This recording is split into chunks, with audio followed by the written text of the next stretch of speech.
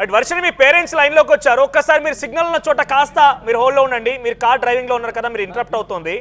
ఒకసారి మీరు హోల్డ్లో ఉండండి, ఒక దగ్గర ఆగండి, మీ పేరెంట్స్తో మాట్లాడదాం ఒకసారి. మీ నాన్న నీ ఫోటో చేతిలో పట్టుకొని కన్నీరు మున్నీరుగా విలపిస్తున్నాడు. ఆయన చేతిలో ఫోటో కనబడుతోంది మీ నాన్నది. బండరాయితో కొట్టుకుని తల బారుకుంటున్నాడు ఆయన. ఎంత కన్నీరు మున్నీరుగా విలపిస్తున్నాడు చూడండి. రైట్ అమ్మా, కాసేపట్లో వర్షిని లైన్లోకి వస్తుంది. హలో వర్షిని, ఒక్కసారి మీ పేరెంట్స్ ని చూడండి. హలో వర్షిని, నువ్వు వచ్చేసాయి వర్షిని. మీ నాన్న చచ్చిపోతాను అంటున్నాడు, నాకు కూడా బాగాట్లేదు. నేను అసలు 4 రోజులు నువ్వు వెళ్ళి కానీ మేము అన్నం వండుకోవట్లేదు, తిరగటమే సరిపోయింది. వచ్చేసాయి వర్షిని. మమ్మీ నేను రాను మమ్మీ, మీరు నాకు పర్సనల్ గా కాల్ చేయండి, మాట్లాడతాను. హలో మమ్మీ వినిపిస్తుందా? నువ్వు రాకపోతే ఎట్టాగమ్మా, వచ్చి ఇక్కడ పోలీస్ స్టేషన్ లో అటెండ్ అయ్యి నువ్వు చెప్పాల్సిన చెప్పుకుని వెళ్ళిగా రానంటే ఎట్లా? కాదు, నేను వచ్చి 3 days 4 days అవుతుంది. నేను ఎప్పుడో శనివారం వచ్చాను. మరి ఇప్పుడు దాకా ఈ 2 రోజులు మీరు నాకు ఫోన్ ఎందుకు చేయలేదు? ఇదిగా ఉన్నప్పుడు ఫోన్ ఎందుకు చేయలేదు? మీరు నాకు మాట్లాడాలని చెప్పి అనిపించలేదా మీకు? నేను ట్రై చేద్దాం, ఇప్పుడు కలిసింది. ఫోన్ కలవలేదు, ఇప్పుడు కలిసింది. కాదు, మీడియా వాళ్ళు అందరు చేస్తున్నారు, వాళ్ళకి కలుస్తుంది, మీకెందుకు కలవట్లేదు?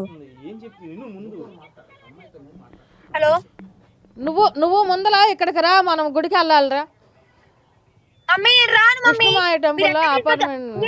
మీరు నన్ను ఇంట్లో కూర్చోబెట్టి వేసిన మందులు, తాగిచ్చిన అవి మజ్జిగలు పాలు ఏవో కలిపి ఇచ్చారు కదా, మీరు మందు పెట్టింది అది ఇది అని చెప్పని మీరు తాగాను కదా. ఇంకేంటంటే నిరూపించుకోవడానికి నేను రాను, నేను అమ్మతో ఉంటాను, నేను రాను. నేను అనారోగ్య మనిషిని కదమ్మా, నేను అనారోగ్య మనిషి, నాకు బాగా తెలుసుగా. నువ్వు అన్నయ్యకి హాస్పిటల్ తీసుకెళ్ళింది చెప్పారు కదా డాడీ, నేనేం చెయ్యకపోయినా కానీ చేస్తాను చెప్పారు కదా. అప్పుడు ఏమైంది డాడీ? అప్పుడు నీకు ఈ కూతురు గుర్తు రాలేదా? కూతురు బజార్లో పడితే అని చెప్పి నీకు గుర్తు రాలేదా?